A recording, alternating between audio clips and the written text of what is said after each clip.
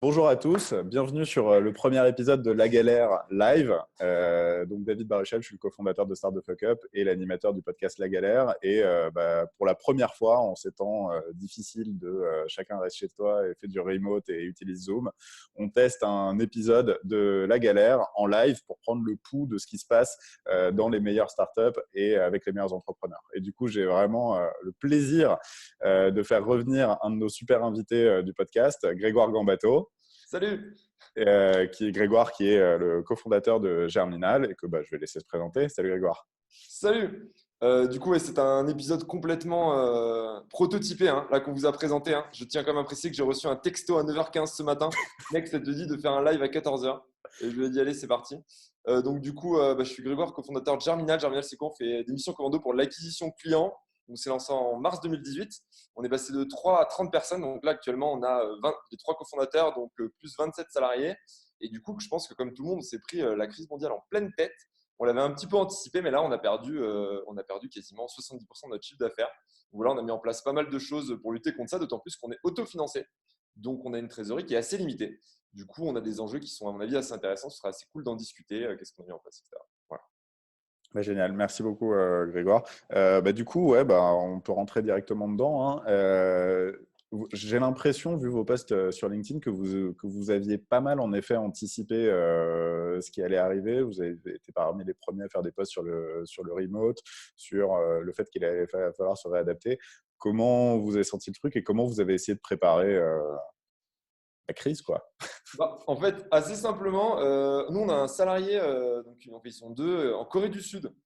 Ce qui fait qu'en gros, quand tout le monde en Europe était en mode on a 3-4 Covid, etc., moi je l'avais au téléphone, il me disait écoute, Grégoire, ici c'est vraiment chaud, les boîtes sont à l'arrêt, j'ai des cas dans mon immeuble, c'est la psychose et compagnie. Du coup, ça nous a un petit peu éclairé, ça nous a un peu permis d'anticiper parce que du coup, quand vous voyez ce qui se passe à l'étranger sans le prisme des médias, du coup, nous on a une politique de télétravail assez tôt, c'est-à-dire que nous, depuis, donc ça fait lundi dernier, donc il y a 9 jours, on a décidé de mettre en place le télétravail et il a été effectif mercredi dernier, c'est-à-dire 48 heures avant les annonces du gouvernement qui demandaient de se mettre en télétravail.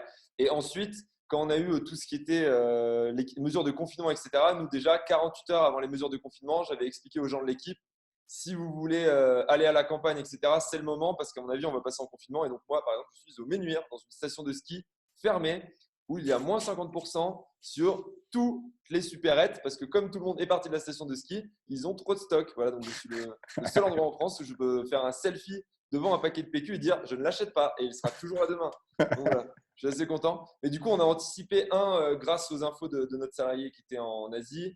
Deux, parce qu'on s'est beaucoup renseigné sur Twitter et en fait, je suis le fondateur de Y Combinator sur Twitter qui en fait avait proposé une liste de personnes à suivre que je pourrais d'ailleurs vous donner si vous voulez en commentaire pour bien suivre la situation. Et du coup, j'avais énormément d'infos 48 heures avant et ça nous a permis de réagir en amont et surtout, ça a évité la panique chez nous. Et aujourd'hui, tout le monde est plein d'énergie parce que tout le monde se dit OK, ça nous a permis un peu de gagner en leadership avec mes cofondateurs parce qu'on leur a annoncé des choses qui sont arrivées. Et du coup, il y a vraiment une confiance, quelque chose qui s'est resserré dans l'équipe. Et du coup, tu me disais environ 70% de ton chiffre d'affaires qui est tombé. Toi, tes clients, donc, c'est des grands groupes et des startups, si je C'est caricature, c'est ça, ça? des grands groupes, des startups qui vendent en ligne notamment. Donc, on pensait qu'on serait moins impacté que ça. Pour le coup, on pensait, moi, j'avais fait des prévisions à 40 ou 50%. Et en fait, ce qui se passe, c'est qu'on a des clients qui vendent encore en ligne avec des perfs qui sont assez bonnes, mais qui disent on arrête parce qu'on ne sait pas où ça va.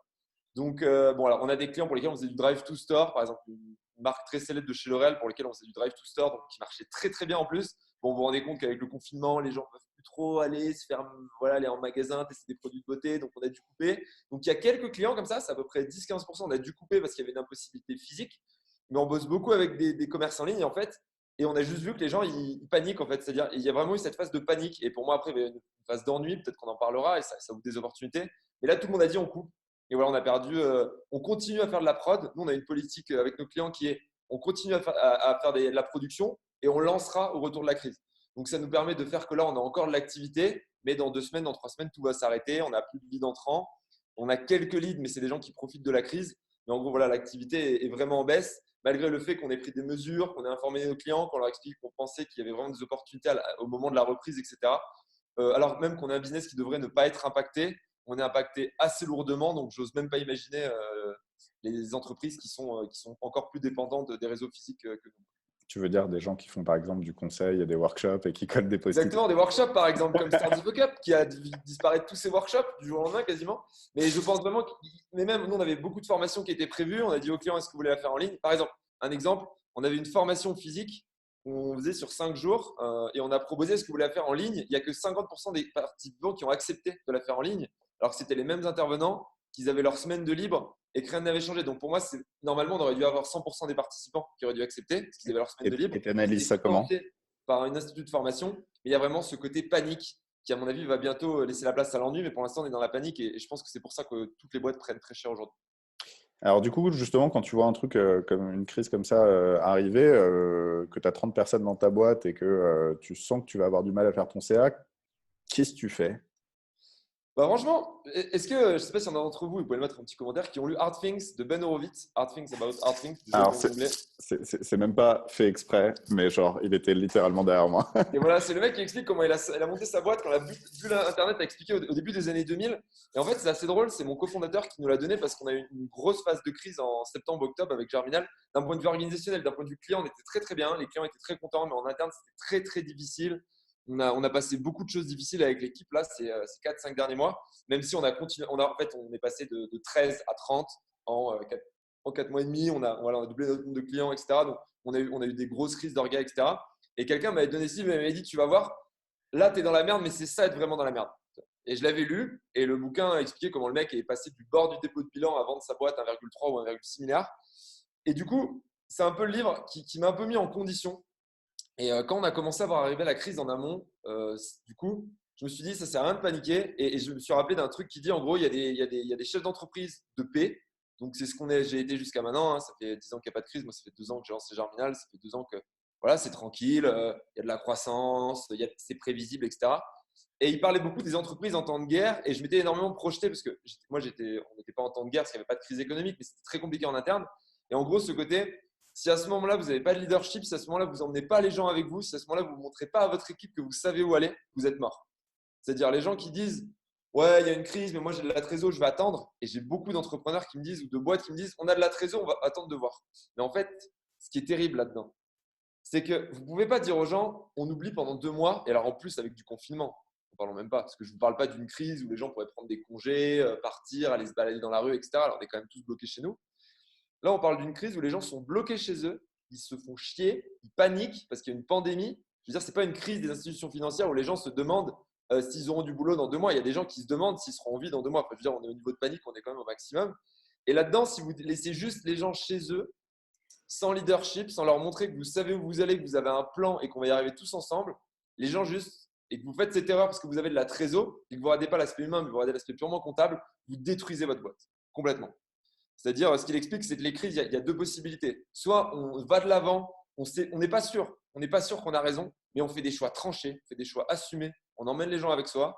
Soit on se dit, oh, on a de la trésor, on peut tenir. Moi aussi, je pourrais me dire, on met tout le monde au chômage partiel, on a 45 jours de trésor. Avec le chômage partiel, le fait qu'on ne paye pas les loyers, qu'on coupe les cours, on peut tenir 3 mois. Je mets tout le monde en remote chez lui, en télétravail, ça fonctionne. Non, ça ne fonctionne pas parce qu'en fait, les gens vont perdre la confiance.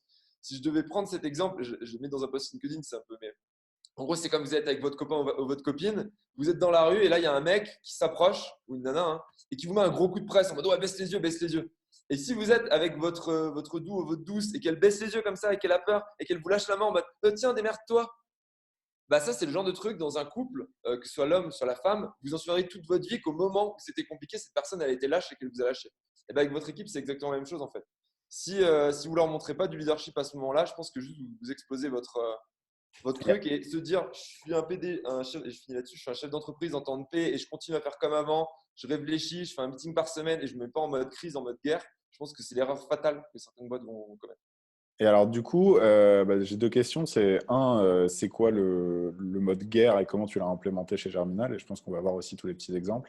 Et surtout, tu as parlé plusieurs fois qu'il y avait un peu plusieurs temps qui allaient arriver devant toi parce qu'en effet, tu as la crise là immédiate où tout le monde panique et tout le monde est chez soi. Ensuite, il y aura peut-être une deuxième phase où tout le monde sera encore chez soi, mais peut-être un peu moins paniqué. Puis ensuite, il y aura éventuellement euh, en fin de compte, la reprise. Et il y a toujours la question de est-ce que ça reprendra comme avant, différemment?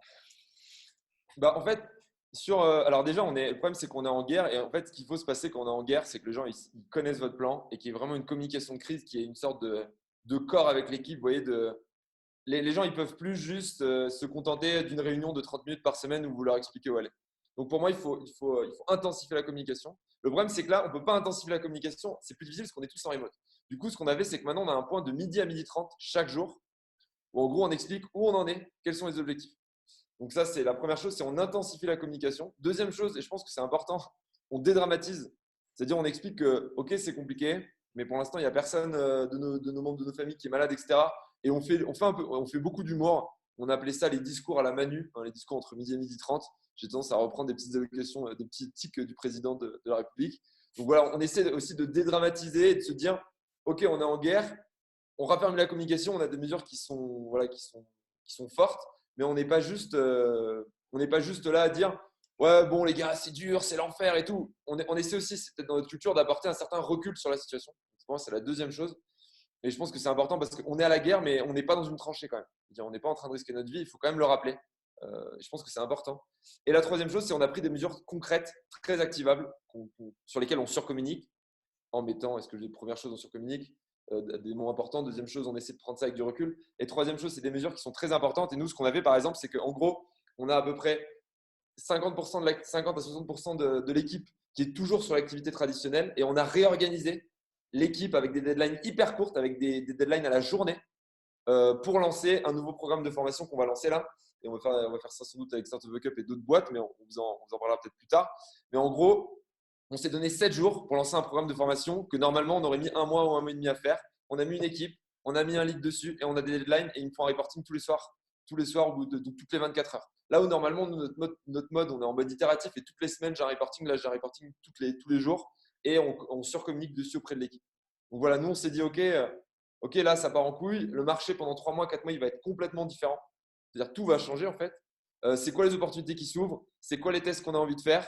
Et on se donne une deadline. Dans une semaine, on a un produit qui sort avec tous les jours, toutes les 24 heures, des échéances. Et une partie de l'équipe qui continue sur le business traditionnel et qui continue avec le process habituel. Et une partie de l'équipe qui est en mode guerre avec une nouvelle organe, des nouveaux objectifs, une nouvelle temporalité. Voilà, Donc c'est ça, c'est pas un pivot complet de la boîte, Non, c'est un side project sur lequel tu dédies une partie de ton équipe c'est ça. et que tu actives vite pour répondre aux besoins du moment. Exactement. La semaine dernière, il y avait 2 personnes dessus. Donc ce week-end, il y avait 2 personnes, c'est mes 2 cofondateurs. Ils ont été rejoints par 3 autres personnes là. Et la semaine prochaine, quand les clients ont encore en BAC, on aura entre 15 et 20 personnes. Et en gros, on fait une transition progressive on a 30 personnes sur du service aux clients. Et on va en avoir après, parce qu'on ne va pas perdre tous nos clients, on va en avoir 22 ou 23 sur l'acquisition, sur la formation. Donc les sales, on est en train de former les sales, ils sont en train de repositionner, de travailler leur pitch. On a les mecs qui font de l'acquisition qui sont en train de se positionner pour en faire venir. On a des gens qui ont été réquisitionnés pour mettre en place les formations, les gens les plus techniques. On a un mec qui s'occupe du montage, etc.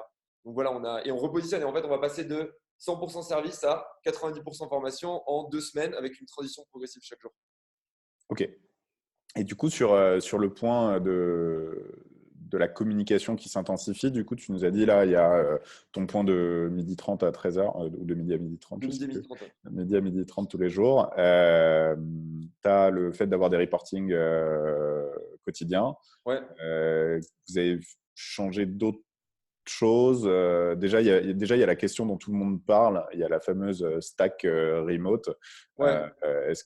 Alors vous, comment vous avez mis ça en place? Comment vous avez choisi En gros, nous, on était déjà pas mal remote. Donc, nous, en Slack remote, ce qu'on avait, c'est qu'on a. Alors, Zoom est pas mal, je me rends compte, mais on a Slack, on est déjà très organisé par channel et par team. Donc, du coup, on a une communication sur Slack qui est hyper fluide. On a l'habitude d'avoir des gens qui sont assez loin.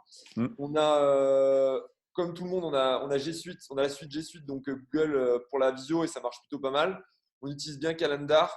Et en gros, tous les matins, on a rajouté un point par team, chaque team. Donc, on a la team revenu, la team opération, la team sales, etc. Qui ont chacun, enfin, la team sales dans la team revenu, pardon. Et tous les matins, ils ont un point de 30 minutes où ils discutent ensemble. Et on a aussi ce point de midi qu'on a rajouté. Et nous, en fait, on travaille déjà sur Asana, qui est un logiciel de gestion de tâches où tout le monde traque son temps. Donc, en fait, on a déjà une logique très standard de qui fait quoi à quel moment, avec énormément de docs en ligne, etc. Donc, on a Notion pour la doc en ligne, on a Asana pour la gestion de projet couplé avec Everhour où chaque personne fait une tâche. Donc, moi, avant déjà, quand tout le monde était dans le bureau, je pouvais savoir qui travaillait sur quoi en temps réel et avec quelle efficacité et avec quel temps ils mettaient par type d'expérimentation, etc., qu'on fait pour les clients. Donc, nous, ça n'a pas changé grand-chose. Nous, ce qu'on a rajouté, par contre, c'est qu'on a pris un logiciel de jeu et qu'en gros, on se fait des petits, comme les gens se font chier chez eux, on se fait des petits challenges qu'on appelle les Germinal Games entre nous avec des dashboards et compagnie. Et en gros, on essaie de battre les autres. Et c'est vraiment le truc qu'on a rajouté dans notre stack du remote par rapport à d'habitude. On a une conversation Facebook qui s'appelle Germinable où on doit dire que des trucs marrants. Donc, on ne parle pas du tout de taf. D'habitude, il y a 50 messages par semaine. Là, il doit y en avoir plutôt 500 ou 1000. Et on a cette stack de jeu pour se lancer des défis. Donc, ça, c'est ce qu'on a gardé pour retrouver cette cohésion qu'on avait au bureau. On faisait vachement de choses ensemble. Comment est-ce qu'on transmet ça dans le monde physique? Par une conversation Facebook Messenger dans laquelle on peut répondre à minuit sans se reconnecter à ce truc de taf. Donc, c'est important d'avoir un. Parce que si vous êtes sur Slack et que vous voyez les trucs du taf à côté, c'est moins marrant quand même qu'on par email. Donc, on a vraiment pris Facebook Messenger où personne, on parle jamais de taf dessus. Et ce truc de jeu, Ah, on est donc sur Discord, Germinable, il est sur Messenger. Messenger. Ah, C'est ok, ça. d'accord. Et on a Discord pour le jeu. Et du coup, on a pris deux messageries différentes pour le jeu d'un côté et la partie un peu fun de l'autre, qui sont complètement décorrélées du taf. Et comme ça, quand vous y êtes dessus à 20h, vous ne vous retrouvez pas avec un email d'un client ou un truc à regarder.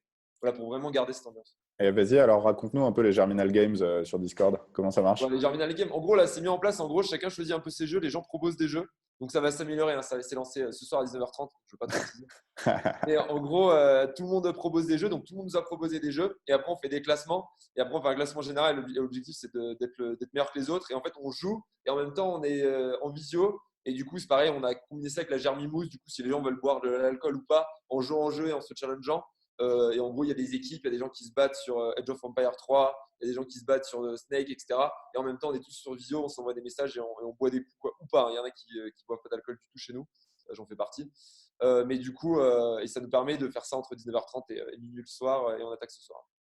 D'accord, ok, très cool. Après, personne n'est obligé. Hein, les gens mais bon, comme la plupart des gens de chez nous sont confinés seuls chez eux, que beaucoup des membres de chez nous sont soit célibataires, soit en couple sans enfants. Bon, voilà, ils ont moins d'activité. Donc, du coup, ils Ouais, sont en bien fait, contents d'avoir des collègues. tu leur apportes la vie sociale en plus de la vie pro. C'est ça, exactement. Après, il y a à peu près la moitié de l'équipe. Tout le monde a des trucs, mais il n'y a jamais 100% de l'équipe. Voilà, avant, quand on faisait des Germimousse, on était 8-10. Là, c'est pareil, on est entre 12 et 15. Quoi. C'est à peu près. Et ça tourne. Et c'est ça qui est cool, c'est que des gens qu'on ne voyait pas actuellement aux événements physiques, là, on les voit. Et du coup, ça permet d'intégrer des gens qui étaient moins intégrés avant. Donc, je suis assez content. Peut-être que je suis le seul à être content de ça. Ok, merci. Bon, on suivra les évolutions des Germi Germi Games. Games. Et du coup, est-ce que tu peux revenir un peu sur voilà, les différents temps que tu anticipes pour la boîte et surtout, au-delà déjà la nouvelle offre que vous faites là, est-ce qu'elle est juste pour le mois, les 2 mois, enfin la période de confinement, ou est-ce que c'est un truc que vous voulez construire pour le plus tard et qui sera une partie intégrante de l'offre Germinal à long terme? Et surtout, c'est quoi les différents timings que toi tu vois? Bon, en fait, pour moi, en termes de timing, si je devais dire, la semaine dernière, c'était la semaine du déni. On va être clair. Moi, je me suis pris la tête avec ma belle-sœur parce qu'elle voulait voir mes beaux-parents parce qu'elle disait samedi soir, parce qu'elle disait non, mais ça craint rien, c'est juste une grippe. Je pense qu'on s'est tous rendu compte que c'était pas juste une grippe. En tout cas, en Italie, avec 4 à 500 morts par jour, ils se rendent compte que c'est pas juste une grippe. Donc, il y a vraiment eu le déni la semaine dernière où tout le monde dit non, mais moi, la semaine dernière, quand j'ai dit on se met en remote mercredi, les gens m'ont dit ouais, Grégoire, t'exagères un peu quand même, non? Hein, t'exagères un petit peu quand même. Cette semaine, c'est la semaine de la panique. Alors, tout le monde est chez soi. Et en fait, je ne sais pas si c'est pareil pour vous, mais moi, dès que je vois un truc, je clique que sur le coronavirus. Si ce n'est pas le Covid, le coronavirus, je ne clique pas. C'est-à-dire, tout le reste de la com n'existe plus. Ouais, Et là, c'est impossible de vendre un truc parce qu'en fait, les gens, juste, ils sont là, ils cherchent de l'info, ils cherchent de l'info, ils cherchent de l'info. Sauf qu'il n'y aura plus de grosses mesures gouvernementales. Là, je pense qu'en termes de confinement et compagnie, à part mettre un couvre-feu à 18h et l'armée dans les rues, et ce ne serait même pas si étonnant que ça. Je veux dire, je pense que ce serait même moins étonnant que ce qu'on a eu jusqu'à maintenant. La semaine prochaine, à partir de la semaine prochaine, je pense, c'est la semaine de l'ennui.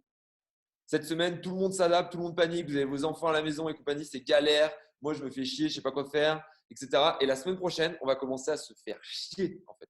On va être chez Alors, nous. On j'ai se sera. Ouais. j'ai une question là de Pierre-Antoine qui me pose exactement une question là-dessus, qui me dit immédiatement les gens sont en mode panique et la semaine prochaine ils seront en mode ennui, mais est-ce qu'ils seront vraiment en mode ennui ou est-ce qu'ils risquent pas d'être en mode vacances? Honnêtement, vous savez, les vacances, enfermés chez vous, avec Netflix, ça dure 5 jours. C'est marrant, 5 jours. Je veux dire, en fait, vous n'avez pas de. Comment dire? Vous n'avez pas de stimulation intellectuelle. Et en fait, je ne sais pas si vous avez déjà essayé de vous enfermer sans rien faire à regarder une série. Les 3 premiers jours ou le premier jour ou les 5 premiers jours, ça dépend de votre tempérament, vous kiffez.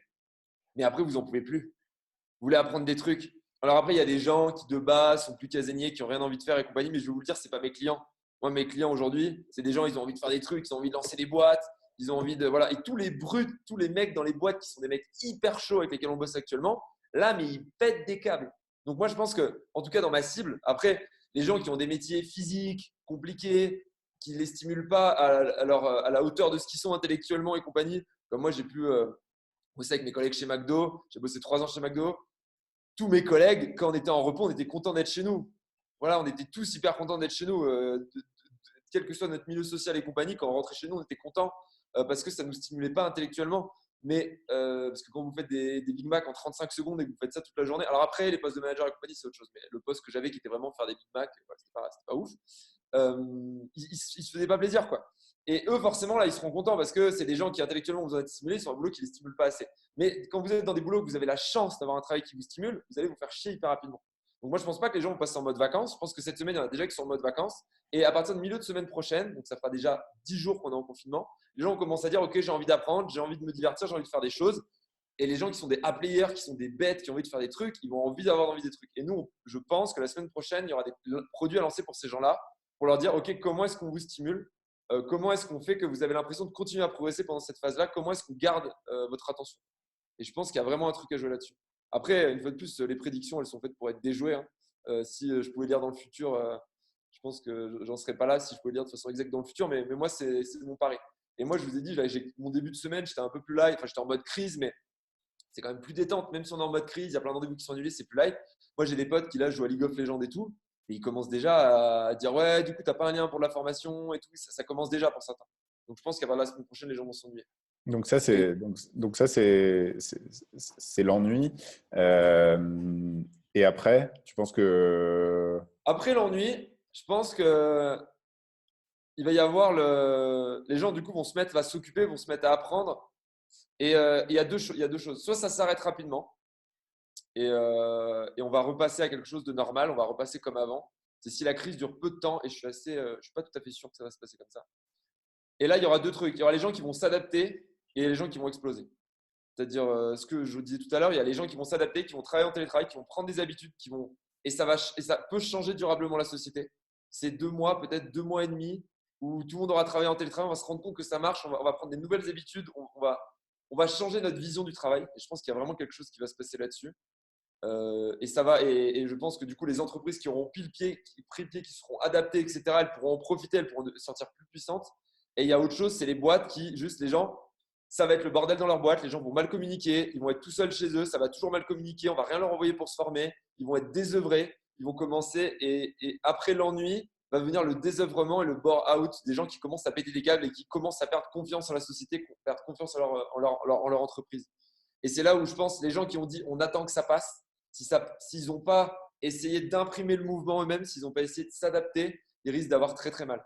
Parce qu'après la panique vient l'ennui, après l'ennui, soit vient l'adaptation, soit vient le désœuvrement et l'abandon. Moi, c'est ma théorie. Peut-être Okay. que je me trompe.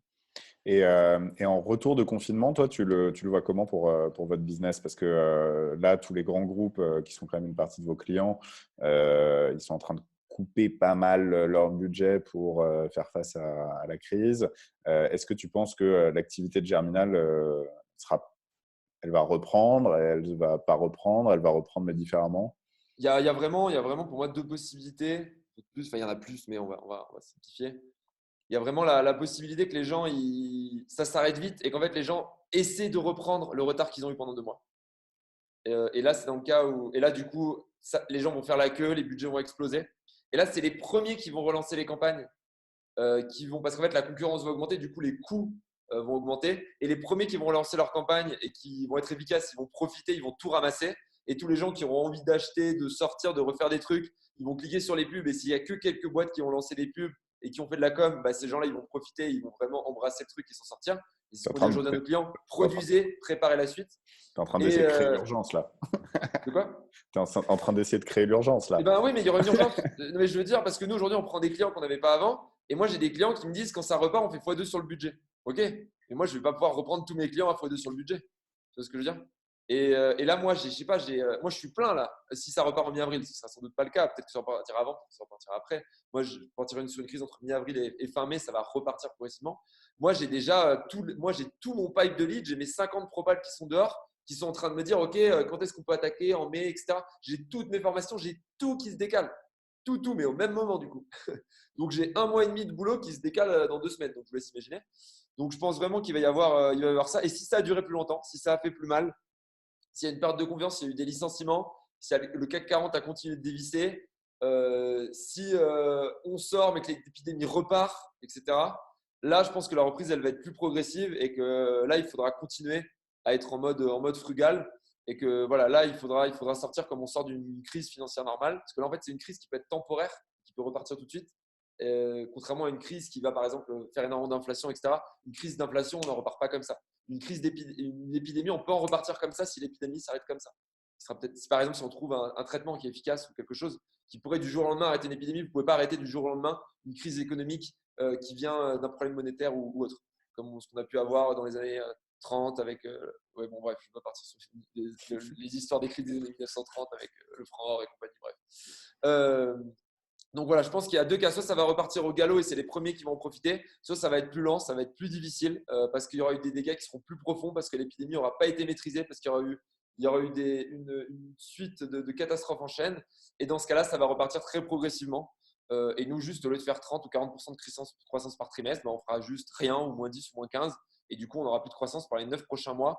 Mais dans ce cas-là, il va y avoir autre chose. C'est-à-dire que là, il y a des petites opportunités qui vont se créer. Le marché de l'immobilier va baisser. Il y a quelques boîtes qui vont faire faillite. Donc, quand on va repartir, ce sera déjà plus facile, ce sera plus clair. Parce que malheureusement, il y aura des boîtes qui auront fait faillite, des gens qui n'auront pas pu vendre leurs immeubles. Donc, le prix sera moins cher, l'immobilier à Paris.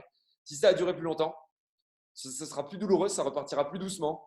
Mais il y aura des opportunités beaucoup plus profondes. Il y aura la bulle de l'immobilier à Paris aura sans doute explosé. Enfin, la bulle. Aujourd'hui, ce n'est pas une bulle, mais si plus personne n'achète, donc les loyers vont baisser. Il y aura beaucoup plus de gens, beaucoup moins chers et beaucoup plus talentueux sur le marché du travail. Donc, pour les entreprises qui auront survécu à cette crise, si elle est longue, il y aura des vraies opportunités en termes de recrutement, en termes de logement, en termes de clients que vous allez pouvoir aller récupérer. Parce qu'il y a plein d'entreprises qui se seront pété la gueule et du coup, les gens auront moins de choix. Et du coup, ils se tourneront plus vers vous. Et dans ce cas-là, ça pourra permettre à des boîtes de vraiment construire quelque chose. Mais ce sera plus dur d'en sortir. Et il y aura beaucoup, beaucoup moins de boîtes qui en sortiront vivant. Voilà, moi, il y a un peu ces deux cas-là. Ok. Je ne sais pas si j'ai été clair, mais… Non, enfin, pour moi, c'est limpide. Si vous avez des questions en ligne, n'hésitez pas à les laisser Si vous avez sur envie de le chat. m'insulter, surtout n'hésitez pas. Hein. Si vous n'êtes pas du tout d'accord, c'est pile poil le moment là. On va essayer de te dire un timing d'environ 30 minutes. Donc, je vais encore te poser 2-3 questions, mais des petites questions de fin. Déjà, toi, pendant ce confinement, qu'est-ce que tu vas chercher à apprendre ou c'est quoi tes objectifs perso ou pro? Moi, mon vrai objectif, c'est d'arriver à déléguer. C'est-à-dire que moi, jusqu'à maintenant, j'ai 5 pôles sous ma responsabilité chez Arminal. Il y a le pôle finance, il y a le pôle RH, il y a le pôle opération, il y a le pôle produit, il y a le pôle revenu, donc sales et market. Et en fait, jusqu'à maintenant, le pôle finance, c'est quelqu'un qui est arrivé il y a 1 mois et demi. Et le pôle revenu, c'est quelqu'un qui est arrivé il y a 1 mois. Et ce qui fait que j'étais encore énormément dans l'opérationnel, énormément dans les rendez-vous, énormément au téléphone. Et j'arrivais pas à prendre de la hauteur. Et pour moi, mon objectif, c'est que même en temps de crise, j'arrive à déléguer, j'arrive à envoyer un message, j'arrive à aligner les gens. Et en fait, j'arrive à vraiment prendre en leadership. Donc là, moi, tout mon objectif, c'est de comment est-ce que j'arrive à vraiment faire passer les gens à la vitesse supérieure et comment est-ce que j'arrive, moi, en tant que leader, à prendre de la hauteur et à m'assumer et comment est-ce que j'arrive à créer des nouveaux leaders dans l'équipe qui, après cette crise, du coup, auront la fidélité de leur équipe pendant 2 ans, pendant 3 ans, pendant 4 ans. C'est-à-dire, comment est-ce qu'il n'y a pas que moi qui en sort grandi, mais comment est-ce qu'il y a 5 leaders, 5 personnes qui aujourd'hui gèrent des pôles chez moi qui en sortent aussi grandi. Et ça me permet à la fois de les tester, de voir s'ils ont vraiment les épaules. Et si vraiment ils ont les épaules, c'est des gens avec qui j'ai une relation sur le long terme, mais qui ont une relation sur le long terme avec leurs équipes. Et moi, je suis uniquement focus là-dessus aujourd'hui, c'est comment est-ce que je fais émerger des leaders de crise qui resteront des leaders de paix avec un vrai charisme, avec une vraie fidélité de l'équipe pour la suite. Et je me concentre uniquement là-dessus, c'est déjà énormément de taf. Et voilà, je travaille beaucoup là-dessus en ce moment. C'est vraiment mon enjeu, moi, du moment. Et le deuxième enjeu, c'est que je me suis remis au sport parce que moi, je suis à la montagne, je vous dis, je suis au Ménuire. Donc tous les jours, je me fais 2 heures de marche. dans la montagne. Et du coup, Tu fais ta petite attestation quand même pour alors, vous sortir savez du qu'il y a les trail? contrôles de police et tout. Donc, du coup, ce que je fais, c'est que moi, j'ai toujours un contrat de travail de quelqu'un de l'équipe et je donne, je dis c'est moi, c'est cette personne et avec son adresse. Et comme ça, c'est lui qui a l'amende. Et voilà, c'est une blague que je fais aux membres de l'équipe depuis hier et c'est absolument pas drôle et ça m'a un énorme malaise. Mais du coup, non, oui, j'ai mon petite attestation et je sors. Je vais faire 2 heures de marche tous les jours et c'est l'occasion de perdre les 3-4 kilos. En fait, c'est pareil. En tant qu'entrepreneur, j'avais une mauvaise hygiène, c'est-à-dire je mangeais un peu n'importe quoi tout le temps au resto. J'avais arrêté de faire du sport. Là, je me remets à manger bien, je me remets à faire du sport, je me remets à prendre de la hauteur. Et là, voilà, tant d'un point de vue perso que pro, mon objectif, c'est vraiment de reprendre des vraies bonnes habitudes pendant 1 mois, 2 mois, 3 mois, parce que je suis obligé, parce que j'ai rien d'autre, je suis obligé de faire comme ça, sinon je vais perdre le contrôle, et de le garder après, quoi. Donc, j'essaie vraiment de voir cette crise comme une opportunité aussi perso d'en sortir renforcé. Et peut-être juste que dans 2 mois, j'aurais pris 4 kilos, j'aurais mangé des tartiflettes et j'aurais détruit. Mais en tout cas, j'espère arriver à saisir cette crise pour créer quelque chose. Ok. Et est-ce que tu as un dernier conseil peut-être pour les entrepreneurs qui nous écoutent, ou pour tout le monde d'ailleurs, sur comment gérer ça? Moi, si je devais donner juste un conseil, c'est si vous êtes des entrepreneurs, prenez du recul. Dites-vous qu'en fait, c'est pas si grave. Moi, ma copine, elle est médecin. Je vous disais, je sais pas si je vous l'ai dit tout à l'heure, mais elle s'est portée volontaire pour être à l'hôpital d'Annecy et toute la journée, elle voit des gens qu'on pourra peut-être pas sauver, qui vont mourir parce qu'on n'aura pas assez de respirateurs. Et du coup, tous les jours, je me rappelle que ce qu'on fait, c'est dur. Mais en fait, c'est pas si dur que ça. Et qu'il faut, même dans ces moments difficiles, il faut aussi kiffer. Il faut aussi se dire, c'est pas si grave, notre vie, elle n'est pas en jeu. Notre vie, là, en tant qu'entrepreneur, je ne parle pas à côté, vous avez peut-être des proches qui sont malades, etc. Et là, c'est différent. Mais pour citer mon père qui me disait ça depuis 20 ans, et je me foutais de sa gueule, qui me disait quand la santé va, tout va. Et voilà, si vous êtes en santé, si vos salariés sont en santé, si vos proches sont en santé, juste dites-vous que c'est une crise, on va s'en sortir. Prenez du recul et ça vous aidera à pas paniquer, ça vous aidera à prendre les bonnes décisions et c'est comme ça que vous allez vous en sortir.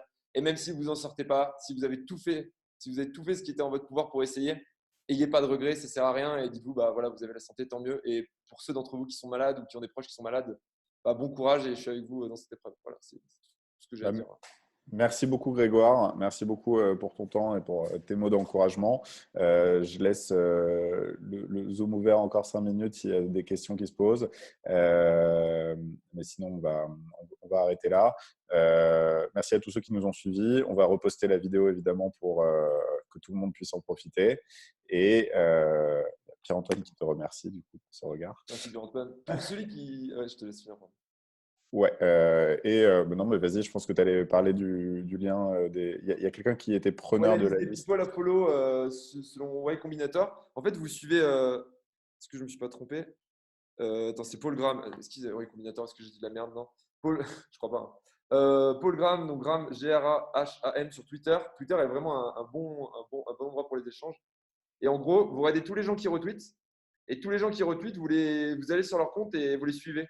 Et vraiment, c'est vraiment le mec qui, 1 mois avant, a annoncé tous les problèmes. C'est lui qui avait mis une liste. J'arrive pas à la retrouver parce qu'elle est très très loin. Mais en gros, ces tweets sont de très bonne qualité et suivez les gens qui retweetent. Regardez les débats qu'il y a sous ces tweets et c'est vraiment hyper hyper intéressant. Donc voilà, Paul Graham. Moi, c'est vraiment une de mes sources principales et c'est de lui que tout est venu. Et voilà, c'est assez ouf. Donc voilà, je donne ça notamment pour Alexandre. Et merci à tous pour vos échanges. Et si jamais après vous avez des questions, vous voulez m'envoyer un email à grégoire@germinal.io si vous avez des questions sur ce qu'on fait ou si vous voulez que je vous fasse des intros ou vous voulez que je vous envoie des tweets, des machins, n'hésitez pas. Et c'est pareil, si vous voulez parler à David. Ce sera david@stfu.pro. Donc, Voilà, on est à votre dispo si vous avez des questions. grégoire@germinal.io ou david@stfu.pro. On est à votre dispo et on vous reparlera très bientôt de notre offre spéciale formation qu'on est en train de développer en mode commando. Suspense insoutenable. Suspense insoutenable. Merci à tous. Merci beaucoup Grégoire pour ton temps et à bientôt et prenez soin de vous et de vos proches. Merci à tous.